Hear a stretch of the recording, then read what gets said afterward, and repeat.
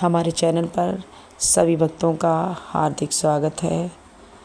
बुधवार 3 सितंबर को परिवर्तनीय एकादशी है।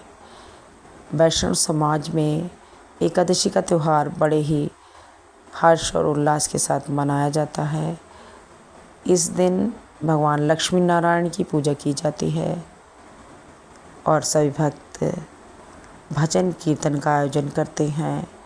इस दिन अन्न धन दान करने का विशेष महत्व है।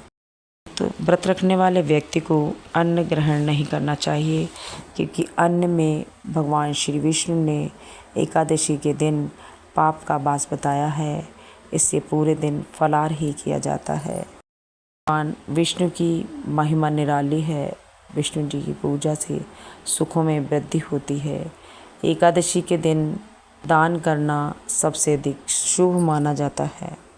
भाद्र मास की शुक्ल पक्ष में परिवर्तनीय एकादशी मनाई जाएगी। इस दिन जगत के पालनहार भगवान श्री हरि विष्णु की पूजा की जाएगी। इस शुभ अवसर पर भगवान विष्णु व माँ लक्ष्मी की भक्तिभाव से पूजा की जाती है। साथ ही एकादशी का व्रत रखा जाता है। धार्मिक मत है कि एकादशी व्रत करने वाले साधक पर लक्ष्मी नारायण की कृपा बरसती है। उसकी कृपा से साधक उच्च लोक में स्थान प्राप्त करता है। साथ ही पृथ्वी लोक पर भी सभी भौतिक सुखों को प्राप्त कर लेता है। हालांकि एकादशी व्रत की तिथि को लेकर साधकों में दुविधा है। आइए परिवर्तनीय एकादशी की सही तिथि और पूजा का समय शुभ मुहूर्त को जानते हैं। पंचांग के अनुसार 3 सितंबर को देर रात 3:53 पर भाद्र मास की शुक्ल पक्ष की एकादशी तिथि की शुरुआत होगी। वहीं 4 सितंबर सुबह एकादशी व्रत का समापन होगा। सनातन धर्म में उदया तिथि को ही माना जाता है, इसलिए सूर्योदय से ही तिथि की गणना की जाएगी। मास की शुक्ल पक्ष की एकादशी तिथि को ब्रह्म बेला में उठकर उस समय लक्ष्मी नारायण की पूजा की जाती है।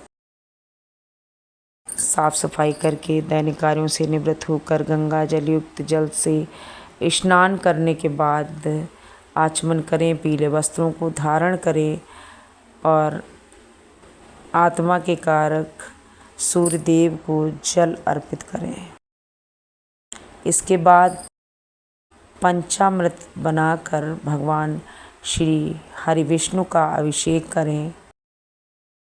एक चौकी पर पीले वस्त्र को बिछाकर उन्हें स्थापित करें। पंचामृत से भगवान श्री हरि विष्णु का अभिषेक करें।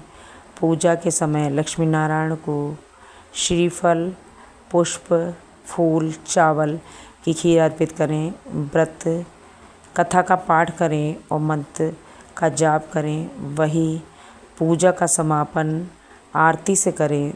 दिन भर उपवास रखें। वहीं संध्या काल में आरती के बाद फलाहार करें। अगले दिन ही पूजा का पारायण करने के बाद ही भोजन ग्रहण करें।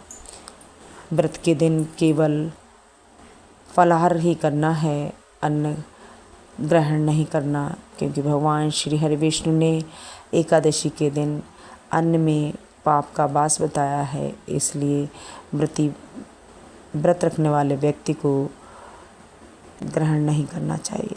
भगवान लक्ष्मी नारायण का जाप करना चाहिए और फल करना चाहिए। श्री हरि विष्णु की कृपा व्रत रखने वाले व्यक्ति पर सदा ही बरसती रहती है। ओम श्री लक्ष्मी नारायणाय नमः।